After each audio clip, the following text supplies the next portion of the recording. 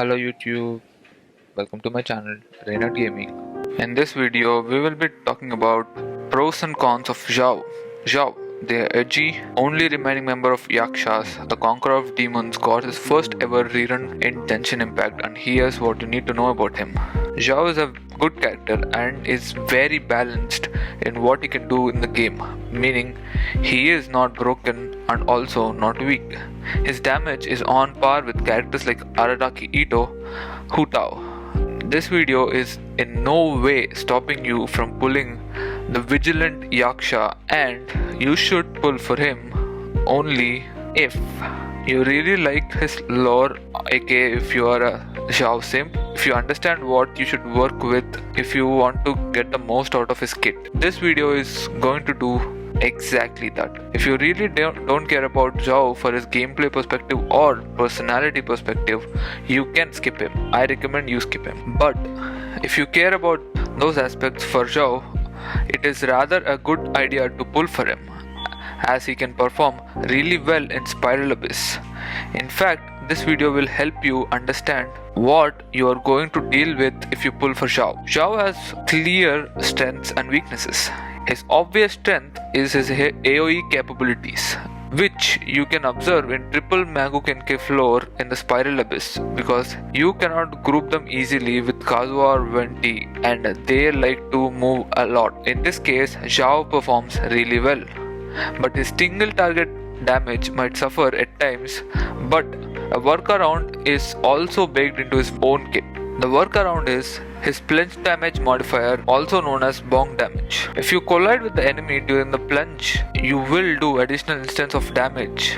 This combined with his charge attack, low plunge attack combo, he can dish out a really good single target damage. I've called it a workaround because it is hard to execute in all the time. Sometimes you cannot do this damage, especially with enemies with weird collision boxes, but most big enemies like Magu-Kenke, where you need single target damage, have good collision boxes trigger this extra instance of damage. So you get good with the plunge damage modifier mechanics, you can easily do more single target damage.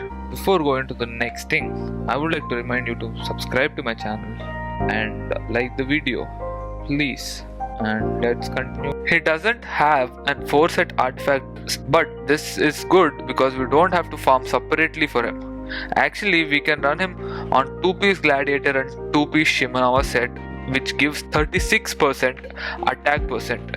As Xiao gets a lot of damage bonus from his burst, he scales really well with attack percent than other characters. Both for Gladiator set and Shimenawa set, you don't need to farm them separately. You can get Gladiator set from bosses randomly and Artifact Strongbox with 5-star fodder artifact. You should make use of this system because it literally gives you free extra resin or saves resin for farming more artifacts. And Shimenawa set, we can get it from the same domain as Embedded Severed Fate set, which is a very good artifact for support like Shinku, Beidou, and burst support like Zhang Ling and Raiden Shogun. Even if Xiao got a dedicated artifact set, it is hard to get better set than this without making him broken in the game. And seeing the direction in which Mayo is going with their characters, it is not very probable that they make a set that can potentially power creep. Xiao uses 2-piece Gladiator and 2-piece Shimenawa set, which is very easy to acquire,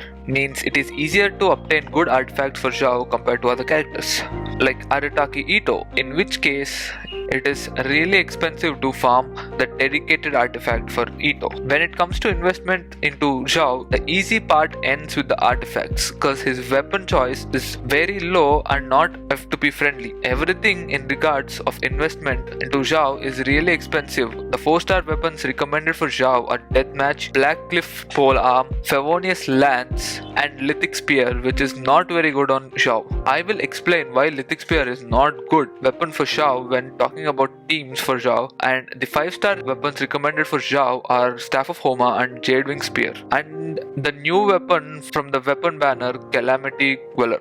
Xiao doesn't have many F2P friendly weapon choices, as you need to directly spend money for Battle Pass to obtain Deathmatch or buy Blackcliff Polearm from Star Glitter Shop or wish on weapon banner for a good 5-star, which is not recommended for F2P. When it comes to his team composition, Xiao doesn't work really well with support characters, or he doesn't have dedicated supports like Toma for Hutop or Goro for Ito. Why he really doesn't work with other characters like Shinku, Beidou is because of his plunge damage. He's the only character that uses plunge damage in the game for carrying the team, and supports like Jinku and Beidou work with normal attacks. You will need a good shielder to play Xiao because he is very squishy, and it is not easy to dodge attacks as he is in the air most of the time. So good teams for Xiao should consist of a shielder.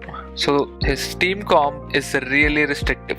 Best version of Xiao's team is Xiao himself, Zhongli, Albedo, and Jean. You can replace Jean for a Sucrose, but you cannot use Sucrose to her maximum potential, but she can solve your energy problems, which I'll talk later in the video. But you'll also lose healing if you replace Jean with Sucrose. A F2P friendly version of this team is Xiao, Diona, Fischl, and Sucrose, where Diona is the healer and shielder. In order to build a really good team for Xiao, you will need more 5-star characters like Zhongli. When compared to Child or Raid and Shogun, we can get away with 4-star characters.